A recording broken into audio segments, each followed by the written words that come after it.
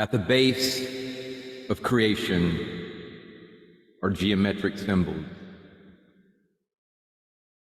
making the connection between the sounds that you create with your voice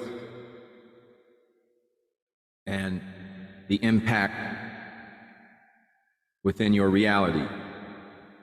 Light alchemy, grounding, talking about the three tools: grounding, the rose,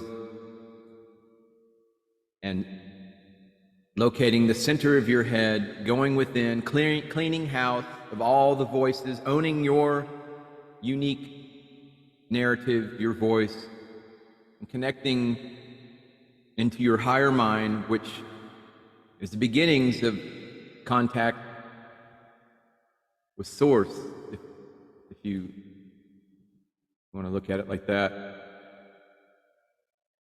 But essentially, these are all tools, and some more abstract, some more requiring of, abstract thinking, visualization, these kinds of perhaps unaccustomed to topics or skill sets for people. But out of all of those different methods of grounding, of owning your energy, of reclaiming your power, the grounding, I can recommend no greater method of grounding than simply taking your shoes and your socks off and putting your feet on bare ground somewhere in soil, but just making contact in nature, preferably, and spending time in nature and becoming fascinated with it. The centering of your mind, all that kind of exercises. The rose is perhaps, one that is visualization and imagination are required, and sometimes that can take some getting used to. But simply, if your thoughts are kind of running away, or you find yourself dwelling upon past events or anxious about the future, if you just take your finger, wet it, or perhaps dip it in a cup of hot coffee, instant and adequately heated, Folgers, mind you. But you dip it in and then you touch your head. That sensation right there, just the mere fact of that wetness, whether the wetness be cool or hot or adequately heated, and touching the center of your head will bring you back to the moment. That sensation where your brain focuses on something other than this monkey mind chattering. So, but essentially, with this light alchemy,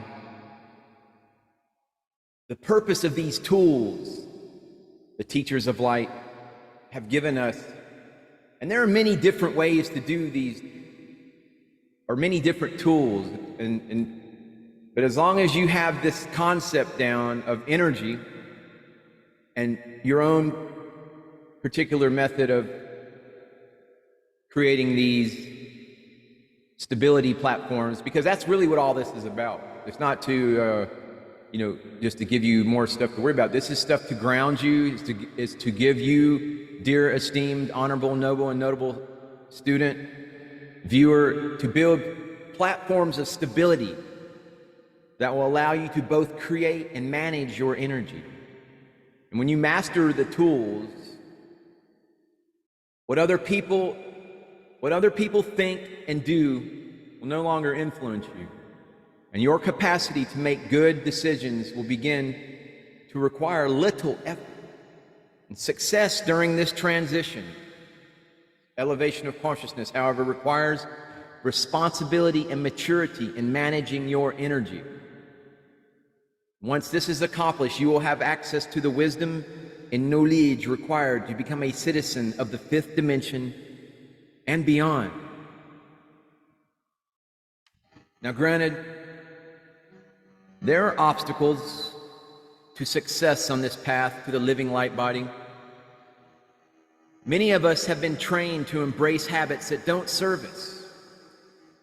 These habits will be uncovered as you spend time with the Om Bandha New Earth Ashram for compassion and strength and fifth dimensional citizenship.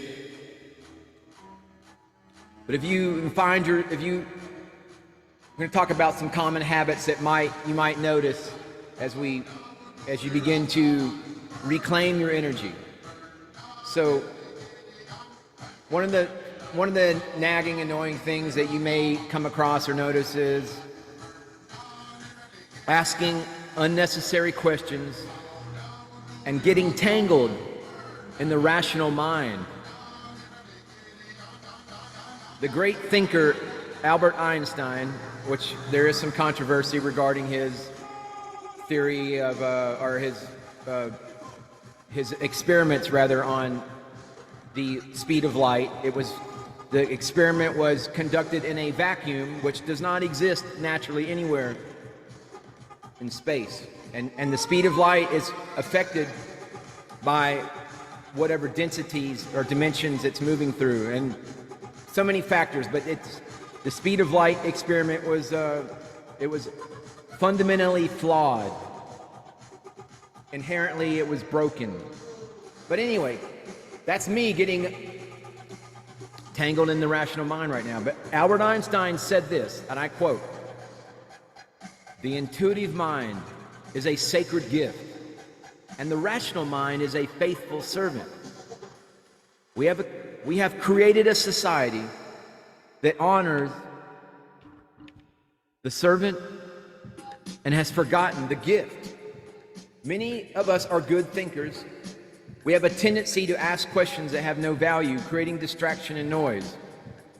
Notice when you challenge what you read and hear with questions such as, why does he say that? Or how come I have to do it this way? The experience you have as you move through this video offering, this course offering, you will be very different from anything you have experienced today. Your rational mind will not understand much of what you're doing.